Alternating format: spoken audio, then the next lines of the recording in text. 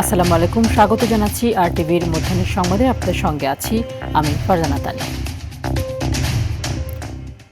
বেগম খালেদা জিয়ার দেখানো পথে দেশকে নতুন দিগন্তে নিয়ে যাবেন তারেক রহমান, এমন মন্তব্য করেছেন বিএনপি সিনিয়র যুগ্ম মহাসচিব রুহুল কবির রিজভী। তিনি বলেন, বেগম জিয়া তার আদর্শ এবং তার দেখানো পথ ধরেই এগিয়ে যাবে বিএনপি। সকালে রাজধানীর জিয়া উদ্যানে শহীদ রাষ্ট্রপতি জিয়া রহমান ও বেগম খালেদা জিয়ার সমাধিতে মহিলা দলের নেতৃত্বের সঙ্গে শ্রদ্ধা জানানো শেষে এসব কথা বলেন তিনি। অভিযোগ করেন, কারাগারে ইচ্ছাকৃতভাবে ভুল চিকিৎসা দিয়ে বেগম খালেদা জিয়াকে মৃত্যুর দিকে ঠেলে দেওয়া হয়েছিল, যা ছিল অশুভ কারসাজি। এদিকে মৃত্যুর চতুর্থ দিনেও বেগম জিয়াকে শ্রদ্ধা ভরে স্মরণ করছে জাতি।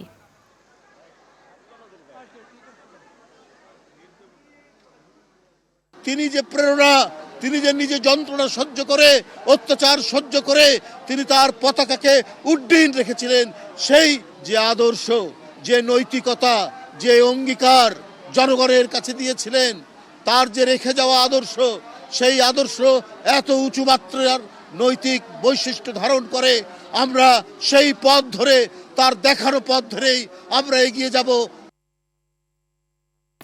জিয়া উদ্যান থেকে সরাসরি যুক্ত হচ্ছেন সহকর্মী রুদ্র রফিক। রফিক, আজ বেগম খালেদা জিয়ার মৃত্যুর চতুর্থ দিনে অনেক নেতাকর্মীদের সমাগম দেখা যাচ্ছে শহীদ বেদিতে। একটু জানাবেন যে কি বলছেন শ্রদ্ধা জানাতে আসা মানুষরা।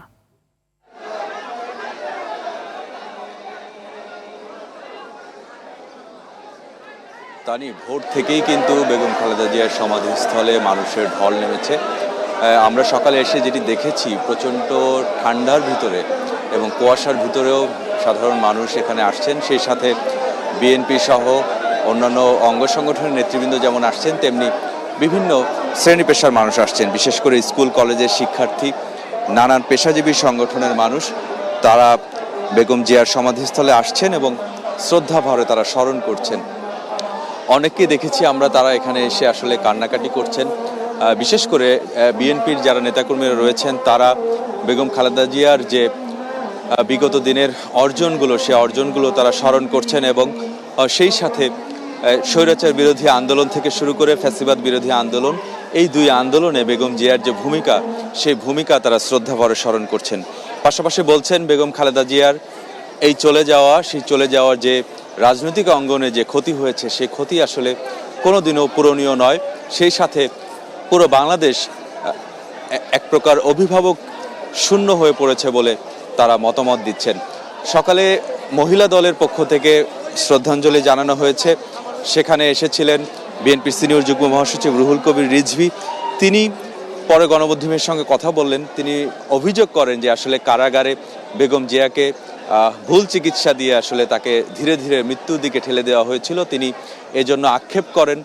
সেই সাথে আগামী দিনে বেগম জিয়ার আদর্শকে ধারণ করে বিএনপি পথ চলবে বলে সেটিও কিন্তু আমাদেরকে জানিয়েছেন।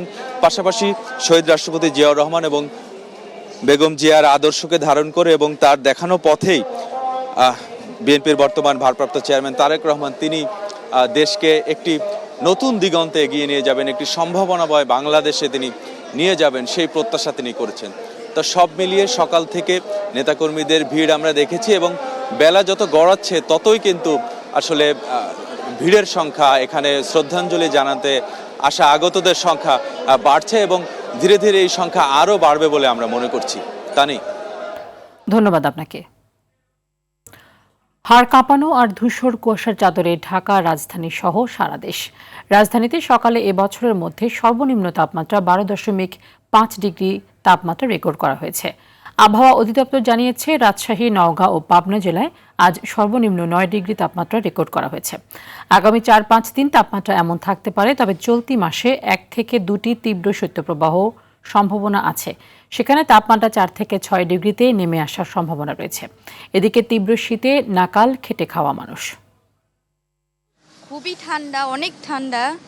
আসলে বলা যায় যে প্রতিবারের চাইতে এবারে অনেক শীত। বর্তমান যে অবস্থা আছে, দেশের রাজশাহী, খুলনা এবং রংপুর বিভাগের অনেক জায়গাতে কিন্তু একটা মৃদু শৈত্যপ্রবাহ বয়ে যাচ্ছে এবং এটা আগামী কয়েকদিন থাকবে কম বেশি অবস্থা। এবং আজকে যে সর্বনিম্ন তাপমাত্রা আমরা যেটা রেকর্ড করেছি, সেটা 9 ডিগ্রি। এটা রাজশাহী, পাবনা এবং নওগাঁতে রেকর্ড করা হয়েছে।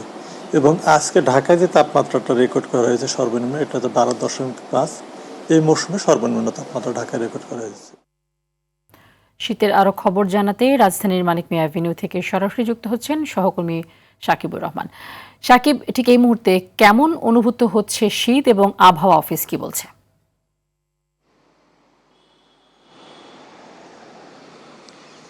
তানি আসলে ঘরের বাইরে কিন্তু শীতের অনুভূতিটা একটু বেশি, কারণ যেহেতু কুয়াশা আছে পাশাপাশি বাতাস বয়ে যাচ্ছে, যার ফলে শীতের অনুভূতিটা বেশি হচ্ছে।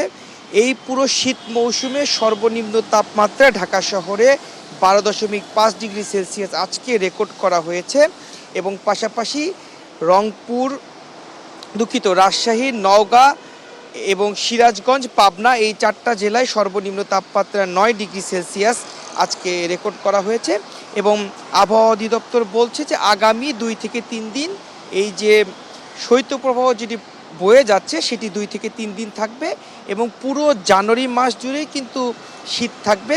আমরা দেখতে পাচ্ছি যে শীতের কারণে, কুয়াশার কারণে কিন্তু রাস্তায় হেডলাইট জ্বলে গাড়ি চলাচল করছে। অনেক হোন্ডা, বাস এবং প্রাইভেট কার সেগুলোতে হেডলাইট জ্বালিয়ে রাখা হচ্ছে, কারণ যেহেতু কুয়াশা বেশি। আর আবহাওয়া অধিদপ্তর বলছিল যে পুরো জানুয়ারি মাস জুড়েই এমন শীত থাকবে, যেহেতু সবথেকে শীতলতম মাস জানুয়ারি, যার ফলে পুরো জানুয়ারি মাস জুড়েই শীতের তীব্রতাটা বেশি থাকবে। এছাড়াও তারা যেটি বলছে যে এই মাসে 2টি তীব্র শৈত্যপ্রবাহ হতে পারে, যেখানে তাপমাত্রা 4 থেকে 6 ডিগ্রিতে নেমে আসতে পারে এবং পুরো মাস জুড়েই কিন্তু যে মাঝারি শৈত্যপ্রবাহ সেটি বিরাজমান থাকবে। তো এই ছিল আমার কাছে শীতের সর্বশেষ। তানি, ধন্যবাদ আপনাকে।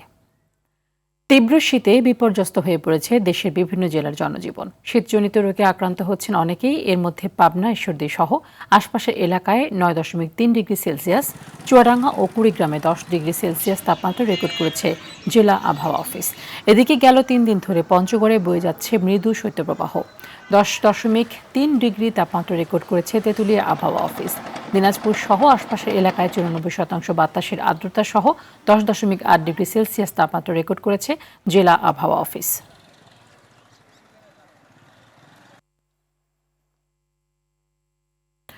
পাবনার ঈশ্বরদী থেকে সরাসরি যুক্ত হচ্ছেন সহকর্মী বায়েজিদ বোস্তামি। বায়েজিদ, পাবনায় শীতজনিত রোগের প্রকোপ কেমন দেখছেন এবং সেখানকার জনজীবনে শীতের প্রভাব কেমন পড়েছে?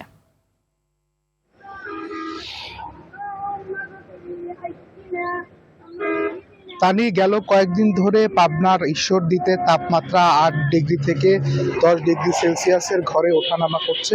এই কারণে 4 দিন ধরে ঈশ্বরদী উপজেলার ওপর দিয়ে শৈত্যপ্রবাহ বয়ে যাচ্ছে এবং এ কারণে শীতজনিত রোগের সংখ্যা বাড়ছে, হাসপাতালে রোগীদের ভিড় বাড়ছে। সকালে আমি কথা বলেছিলাম ঈশ্বরদী উপজেলা এবং পরিবার পরিকল্পনা কর্মকর্তা, স্বাস্থ্য কর্মকর্তা যিনি রয়েছেন ডাক্তার আলী হোসেনের সাথে। তিনি জানিয়েছেন যে বিশেষ করে শিশুরা বেশি আক্রান্ত হচ্ছেন। এই শীতকালে শিশুদের একটি ভাইরাস হয়, রোটা ভাইরাস। এই ভাইরাসের ফলে তারা ডায়রিয়া আক্রান্ত হন এবং আজকে ঈশ্বরদী উপজেলা স্বাস্থ্য কমপ্লেক্সে প্রায় 12 থেকে 14 জনের মতো এই রোগের শিশু ভর্তি রয়েছেন এবং প্রতিনিয়তই যে বহির্বিভাগ রয়েছে এবং জরুরি বিভাগ রয়েছে সেখানে চিকিৎসা নিচ্ছেন। এছাড়াও এই যে তীব্র শীত পড়েছে, এই শীতের কারণে রাতভর কুয়াশা পড়ছে, সকালেও অনেক সময় পর্যন্ত কুয়াশা থাকছে এবং খুব বেলা করে রোদ উঠছে মধ্যাহ্নের কিছু সময় আগে, অর্থাৎ এই সময়টাতে এসে একটু রোদের দেখা পাওয়া যাচ্ছে, তবে তেমন উত্তাপ থাকছে না। সেই কারণে হচ্ছে যে শীতে বিপর্যস্ত হয়ে পড়েছে জনজীবন। তো তানি, পাবনার ঈশ্বরদী থেকে আমার কাছে ছিল এই পর্যন্তই শীত নিয়ে খবরাখবর। ধন্যবাদ আপনাকে। ত্রয়োদশ জাতীয় সংসদ নির্বাচনের মনোনয়ন দাখিল শেষে সম্ভাব্য প্রার্থীদের হলফনামা যাচাই বাছাই চলছে পুরো দমে, যা শেষ হবে আগামীকাল। রিটার্নিং কর্মকর্তার আদেশের বিরুদ্ধে কমিশনে আপিল দায়ের করা যাবে 5 থেকে 9 জানুয়ারির মধ্যে এবং আপিল নিষ্পত্তি করা হবে 10 থেকে 18 জানুয়ারি। প্রার্থীদের হলফনামায় ঋণ খেলাপি, আয়কর জটিলতা, ভুল তথ্য বা 1% ভোটারের সমর্থনে অসঙ্গতি থাকলে মনোনয়নপত্র বাতিল হতে পারে। এদিকে ঢাকা জেলার 20টি আসনের জন্য দাখিলকৃত 238টি মনোনয়নপত্র যাচাই বাছাই করা হবে আজ। রাজধানীর সেগুনবাগিচা ও আগারগাঁওয়ে এই বাছাই প্রক্রিয়া অনুষ্ঠিত হবে।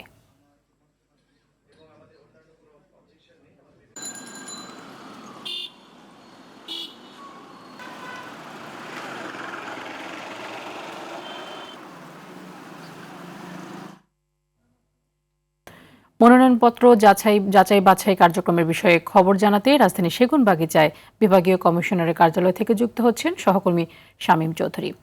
শামীম, মনোনয়নপত্র যাচাই বাছাইয়ের বিস্তারিত যে তথ্যগুলো রয়েছে আপনার কাছে জানাবেন।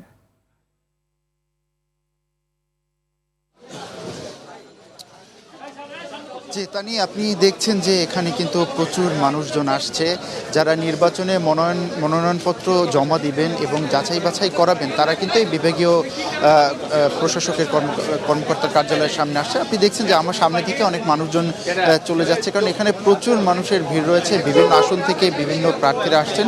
আপনি জানেন যে এখানে মূলত ঢাকার যে 20টি আসন রয়েছে, সেই 20টি আসনের কিন্তু প্রার্থীরা এখানে আসবেন। এখানে এসে কিন্তু তাদের মনোনয়নপত্র জমা দেওয়ার কথা রয়েছে। কিন্তু এখানে এই যে বিভাগীয় কমিশনারের কার্যালয় রয়েছে, এখানে ঢাকার 13টি আসনের মনোনয়নপত্র জমা নেওয়া হবে এবং বাকি যে 5টি মনোনয়নপত্র জমা নেওয়া হবে ঢাকার জেলা প্রশাসকের কার্যালয়ে। আর 2টি মনোনয়নপত্র সেটি আগারগাঁও নির্বাচন কমিশনের টিইটি ভবনে নেওয়া হবে।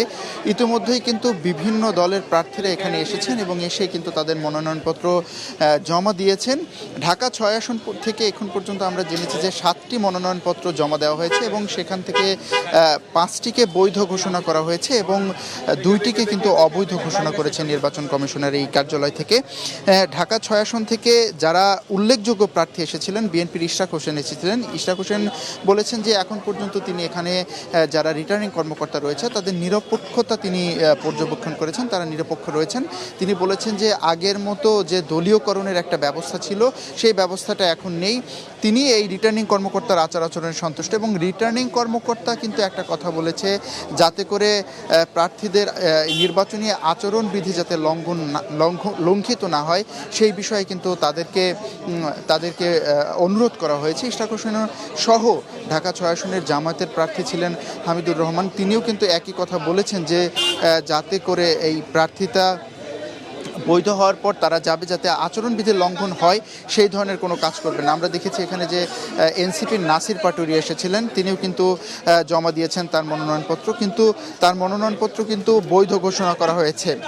তো এখন পর্যন্ত কিন্তু বিভিন্ন দলের প্রার্থীরা এখানে এসে মনোনয়নপত্র জমা দিচ্ছেন। আস্তে আস্তে আরও মানুষজন আসছেন, বেলা বাড়ার সঙ্গে সঙ্গে আরও প্রার্থীরা এখানে আসছেন। তানি, এই ছিল আমার এই যে ঢাকা বিভাগীয়। শামীম, ধন্যবাদ আপনাকে। পর্দা উঠল 30তম ঢাকা আন্তর্জাতিক বাণিজ্য মেলার। রাজধানী পূর্বাঞ্চলে বাংলাদেশ চায়না ফ্রেন্ডশিপ এক্সিবিশন সেন্টারে এই মেলার উদ্বোধন করেন বাণিজ্য উপদেষ্টা শেখ বশিরউদ্দিন। তিনি বলেন, এই মেলার মাধ্যমে বাংলাদেশে উৎপাদিত পণ্য রপ্তানিতে ইতিবাচক ভূমিকা রাখবে এবং নীতি সহায়তা আরও কার্যকর হবে। এবারের বাণিজ্য মেলায় ভারত, তুরস্ক, সিঙ্গাপুর, ইন্দোনেশিয়া, হংকং, মালয়েশিয়া সহ 11টি বিদেশি প্যাভিলিয়ন অংশ নিচ্ছে। দেশ বিদেশের উদ্যোক্তাদের অংশগ্রহণে 324টি স্টলে বিভিন্ন ধরনের পণ্য প্রদর্শন ও বিক্রির ব্যবস্থা করা হচ্ছে। গত 1 জানুয়ারি মেলার উদ্বোধনের কথা থাকলেও সাবেক প্রধানমন্ত্রী বিএনপি চেয়ারপারসন বেগম খালেদা জিয়ার মৃত্যুতে 3 দিনের রাষ্ট্রীয় শোক ঘোষণার কারণে উদ্বোধন অনুষ্ঠান স্থগিত করা হয়েছিল। ঢাকা আন্তর্জাতিক বাণিজ্য মেলা থেকে যুক্ত হচ্ছেন সহকর্মী তৌহিদুর রহমান। তৌহিদ, একেবারে উদ্বোধনের পরবর্তীতে মেলার অবস্থা কেমন দেখছেন? আজকে যদিও সরকারি ছুটির দিন, কিন্তু তীব্র শীত অনুভূত হচ্ছে। এর মধ্যে ক্রেতা এবং দর্শনার্থী সমাগম কেমন দেখছেন?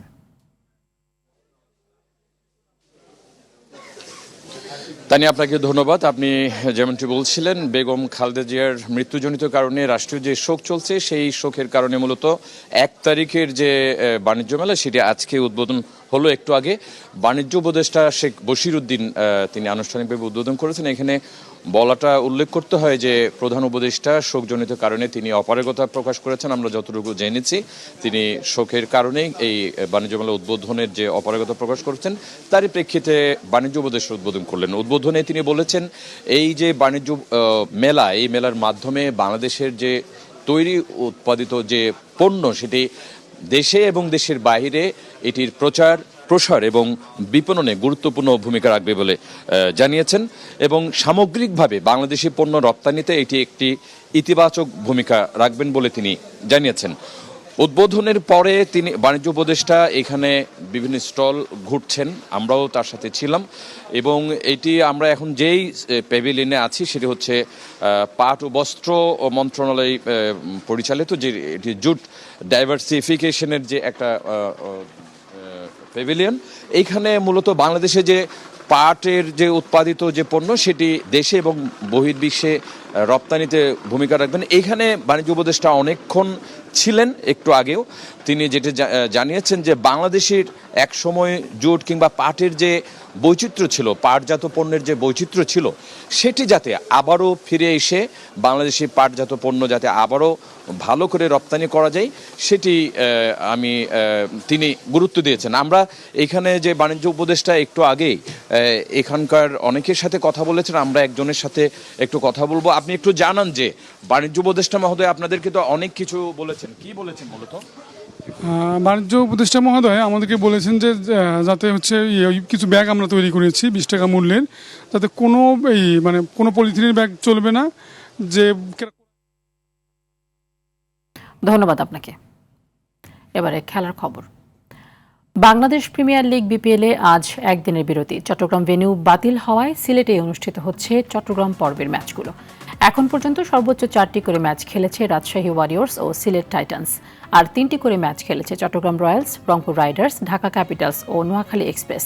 4 ম্যাচে 3 জয় ও 1 হারে 6 পয়েন্ট নিয়ে টেবিলের শীর্ষে আছে রাজশাহী। 3 ম্যাচে 2 জয় ও 1 হারে 4 পয়েন্ট নিয়ে রাজশাহীর ঠিক পরেই রয়েছে চট্টগ্রাম।